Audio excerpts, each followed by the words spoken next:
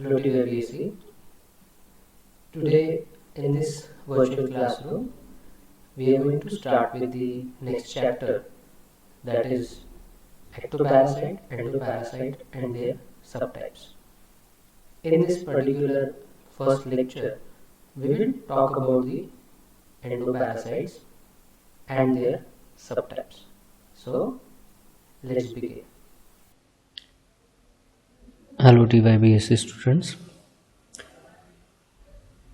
We are starting with a new chapter that is about the ectoparasite and endoparasites. In previous lectures we have already seen that there are different kinds of parasites: endoparasites, parasites that live inside the body of their host, and ectoparasites, organism that lives on the outer surface of the host. Now in this again we have seen the classification based on the presence of parasites. So endoparasites living within the body again, and ectoparasite. This was one of the classification. Now in today's lecture we are going to talk about the endoparasites adaptations. Now we have already seen that parasites have traditionally been restricted to three main groups, that is protozoan, helminths and arthropods. Now it has been observed that most of the protozoan and helminths, those are endoparasitic in nature, and arthropods are ectoparasitic nature. Some of the helminths are there which may be ectoparasite, but most of them are endoparasitic in nature. So what kind of changes or adaptation they have done for such kind of parasitism? One is the morphological adaptation, helminths and protozoans, and second is the physiological adaptation. So first of all we will see why this adaptation is required. Very important. See where exactly the parasites are present throughout our body. I am taking the example of only human body, but in different animals also you may have parasites in their body. So here if you look at the human body, here you have only circulatory system is not there. You have digestive system and respiratory system. Part of circulatory system is your heart. Now location of parasites, where it can be present. So first of all, liver, intestine, lungs, our blood and heart.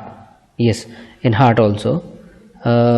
How some of the parasites, for example Dirofilaria immitis, okay, it is also known as the heartworm or dog heartworm, okay, is a parasitic roundworm, and that is a type of filarial worm, a small thread-like worm. It causes the Dirofilariasis. It spreads from the host to host through the bite of mosquito. Again, mosquito vector is there, and there are 4 genera of mosquitoes that transmit such kind of disease. Okay, so why it is called as heartworm? Because heartworm larvae can grow into the adult worms in dog's blood and block major blood vessels, and sometimes through the blood vessels they go towards the heart, and even they can block the heart also. Okay, if untreated, dog may experience organ conditions, and that can cause major harm or even death also. And heartworms are rarely transmitted from dogs to humans. Up to now, it has been recorded that 81 cases only of heartworm in humans were reported since from 1941 to 2005. Since from 2005, hardly 1 or 2 cases has been reported, or otherwise none of such cases there. So basically the location of your parasites will be, first thing, they enters through either through blood or they enter through mouth, esophagus, and up to in stomach, and from stomach to the intestine, and from intestine they may enter into the bloodstream, and they get passed into either lungs or they may get passed into the liver also. Now, look what kind of nutritions they get. Liver, as we know, liver is the storehouse, so mostly glycogen and lipids stored in there. So it's a highly nourishing area for a parasite. Second thing, intestine. All the digestion takes place within the intestine. So this is also a very important part. Then lungs, presence of blood capillaries are there. So again, that blood capillaries, if any time rupture occurs, they get the blood directly. And blood itself is so many things: glucose, amino acids, proteins are present in the blood. So these are all the nutrition that parasite can get. Now if you look at the mouth, first entry of the parasite, that is from the mouth. Mouth pH is 6.2, 6.8, and mouth is full of enzymes. So amylase enzymes are there. Basically proteinase enzyme is not there, but sometimes it may be present, but amylase is there. Then you have lungs, pH is 7.38, 7.42, neutral. Liver pH is nearby neutral, 7. But stomach pH, it is highly acidic, pH 1 to 2.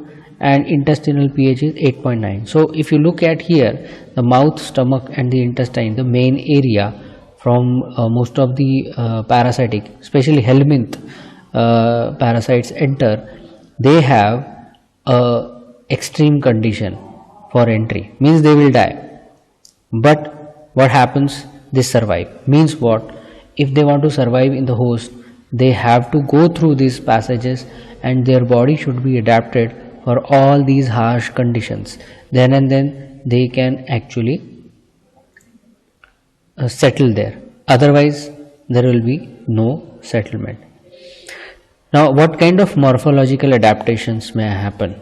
Okay, so first thing is chance of contact from one organism with another. This is the first thing that happen. Sooner or later, the guest began to partake the food procured by the host and become more and more dependent on such food. So in the evolution, what has happened initially, maybe they may come in contact with each other, or you can say for some time, then again the parasite is going away, host is going away. But if there is a continuous contact between the host and parasite, now parasite is totally dependent on the host, become dependent on the host.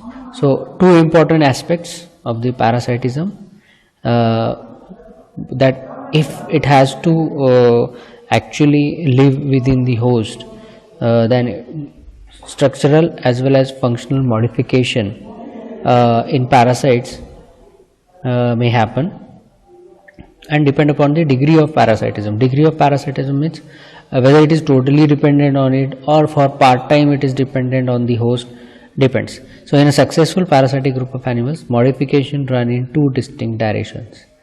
Now first thing, what kind of modifications may happen? First thing, leads to the loss or deterioration of body organs. Now if a parasite is living within the host, now it don't have to go outside for finding the food. Basically locomotory organ you have for two purposes, that is finding the food and finding the mate for reproduction. Now both things are both mainly food. If you say for that purpose you don't have to go outside, and this is the reason that there should be loss of some body organs other than locomotion.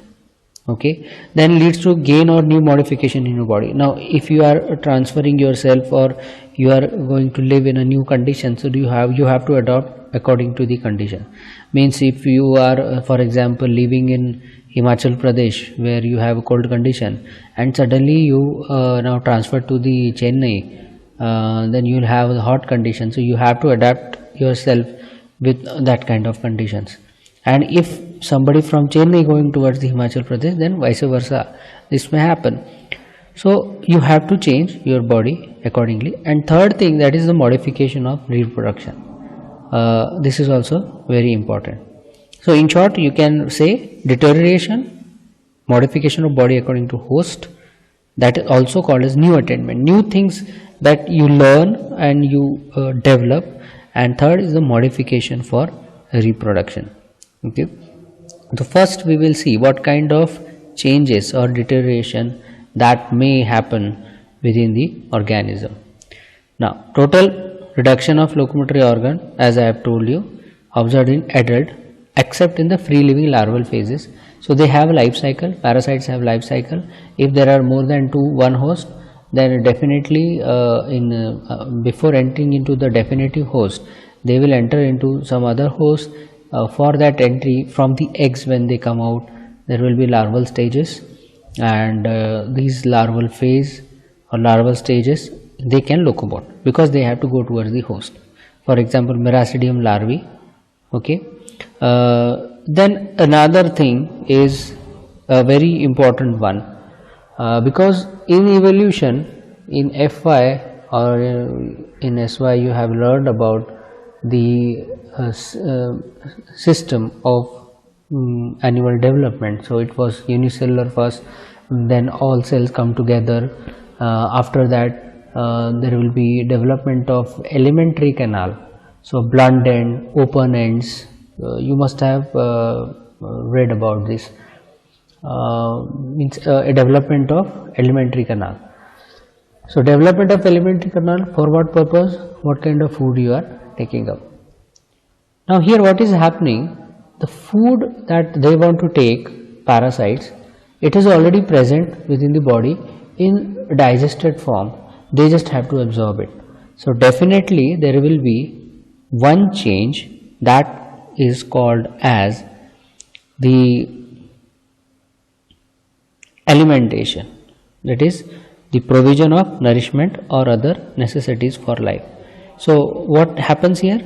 So there is a trend to reduce the gut. So there will be no use of alimentary canal. There will be reduction of the gut and absorb nutrients to the whole body surface. Example, tapeworm is there. Okay, in those I forget to tell you that the first diagram, the green one, that is of the Miracidium larvae, which is having cilia. Okay, now organ of alimentation, you have the tapeworm example.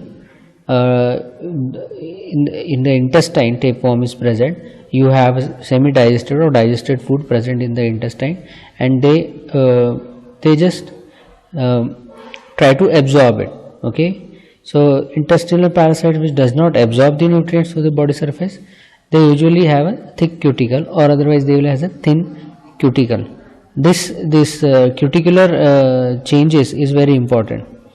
Okay, so basically what happens in those intestinal parasites which do not absorb, a thick cuticle, and so helminths tend either to lose their gut or absorb nutrients through the teguments, or else retain their gut and have a thick resistant cuticle.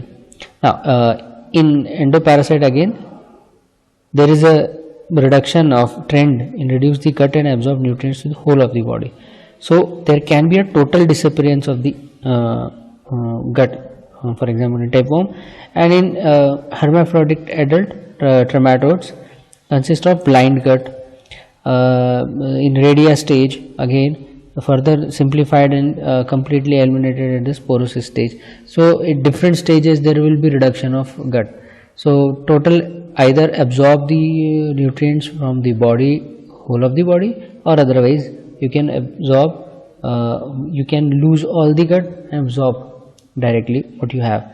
Another one change that may happen in this deterioration is the sense organ. Basically sense organs which are present in each and every organism, that is to find out about the external environment, find out the food, find out about the light, water, if there is any conditional changes, for example pH, you can find that. So these are the cephalization. We have talked about the cephalization or sensory organs. Now here in these endoparasites, they are present in only one type of environment, that is host body. So they actually don't need that much of sensory organs. They do have it, but in a reduced format or directly absent again. So sensory organs reduced or absent in Fasciola, for example, and in some endoparasite platyhelminths and in some nematodes, sensory organs are poorly developed. Not necessarily totally absent, poorly developed, and represents by ampids. So this condition can be correlated with the sedentary life of endoparasites in which they live. Sedentary means they don't have to move from one area to another. Once they are settled into the body, they don't move anywhere. so they don't need a different type of senses. Why we require sense organs? Because we are moving from one place to another. Each and every organism, there will be some changes. If there is any harm, even at that time, it will protect you. Okay, but here what happens? No need, because you are already in one static environment. There is no change in the environment. So such kind of deterioration that takes place. Now, modification of body according to the host and new attainment. So whatever you have, that is deteriorated. This is the first thing that has happened, and now what new things are adopted, this is another thing. So integument, very important. Integument covering the body of Helminths has become greatly modified to serve three important functions. First, absorption.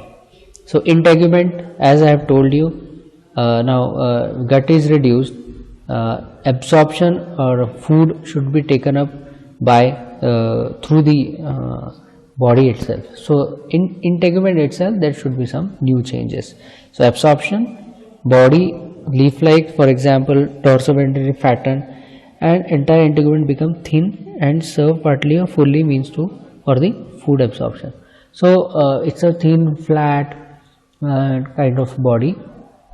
So this phenomenon of absorption is strikingly in the larval stages, which develop in the lymph spaces of mollusks sometimes, or in the bloodstream or in the muscle.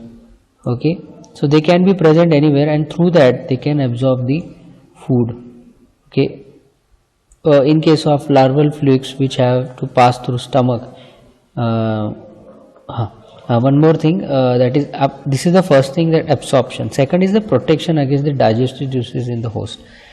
Now larval fruits or any of the parasites which are entering through the stomach, okay, they have to protect themselves against the stomach. I have already shown that stomach pH is 1 to 2, and it digests everything. Okay, so they will have a cyst capsule which provide protection against the digestive juices. Okay, and sometimes there are some parasites which actually live within the stomach itself, and they have to protect themselves against the acids. They don't go towards the intestine, they will remain in the stomach. One of the example is the anisakis, is a parasitic disease caused by anisakid nematode worms. Okay, what happens in this disease? This is caused by the nematodes that can invade the stomach wall or intestine of the humans. Basically, they are present in stomach. Very rarely they go towards the intestine and remain there. The transmission of this disease occurs when the infective larvae are ingested from fish or squid. In many areas, for example, in Thailand, Cambodia, or in China, or in Japan, they love seafood, and in many areas they eat raw seafood. I have seen people eating octopus directly without cooking it. Just they will dip it in the sauce and eat it, and like this many times raw without cooked. Okay, at that time there is a possibility that this particular nematode may enter into your body. So they are provided with a thick resistant integument impregnated with the chitin like substance. Okay, which chitin is a very hard substance. Chitin, you can see the insects, especially the beetles, their body shines. Their body is made up of chitin, the outer covering. This is very hard. You can see the crabs also. Crabs body is also chitin based.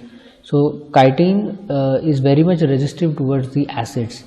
So initially their body is made up of this, and they protect themselves against the gastric juices.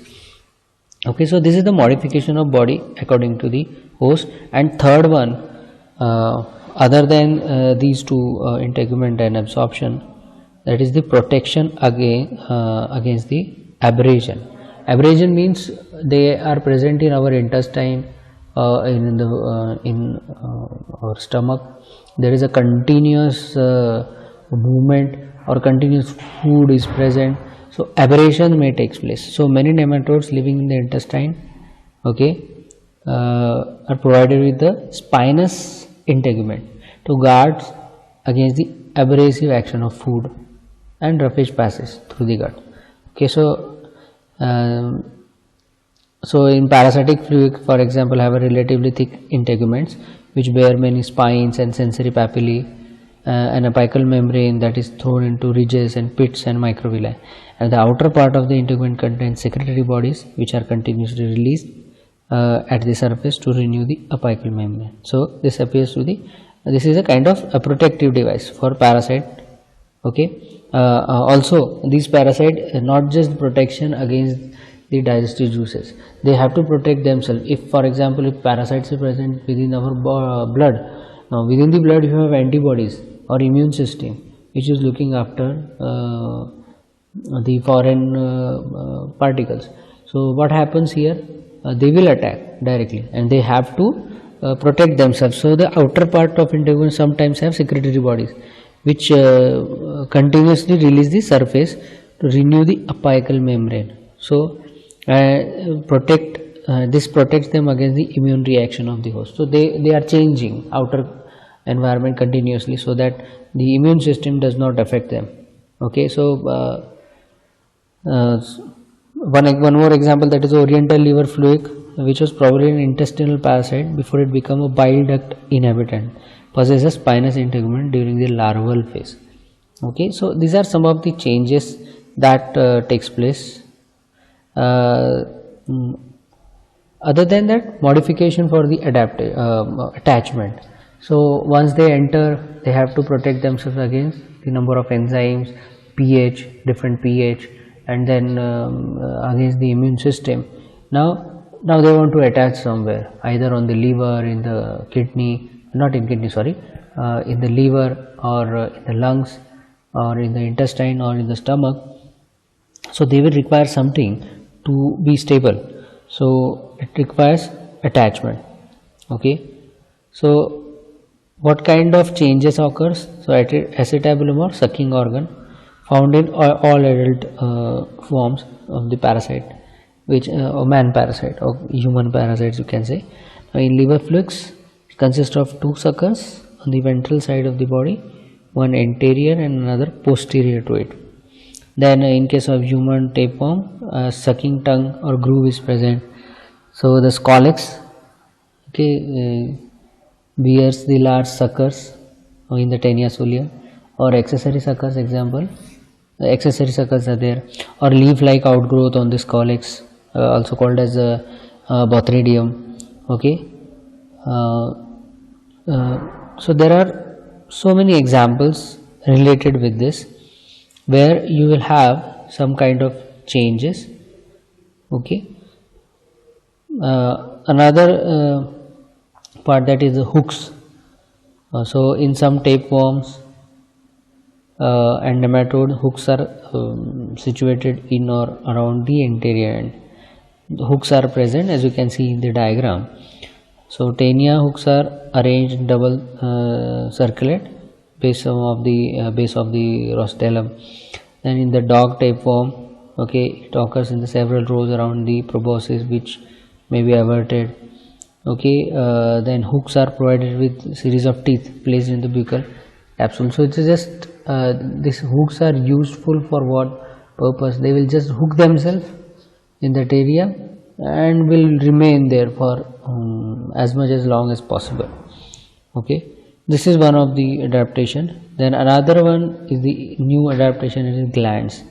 Okay, they have been developed in the vicinity of mouth, unicellular secretory glands, which serve in various parts. For example, aid in food supply, or they secrete a liquid from unicellular gland to dissolve host tissue and thus making a microscopic passage for the parasite. For example, the Miracidia means they will have the glands. If they want to enter, for example, in the pila, what they will do, they will just dissolve some of the tissue of that host and enter into the host. Okay, so this is how it works. Then in hookworms there are glands of buccal region which are supposed to have anticoagulative and histolytic property. So if they are present in the blood or somewhere, some area where there is a possibility of blood clot, so whenever there will be a blood clot, there is a possibility of immune response. So to protect themselves against all these changes, you will have the adaptation related with the glands. Okay. So this lecture is about these changes. Okay, so we have seen the two changes. The third one, that is related with the modification of reproduction in helminths. Okay, up to now I am talking about the helminths. We will also in next lecture talk about the protozoans also, because they have also adapted themselves. Okay, so we will talk about modification for reproduction, and then we will talk about the protozoan which may have the protozoans which may have the adaptation for parasitism. Thank you.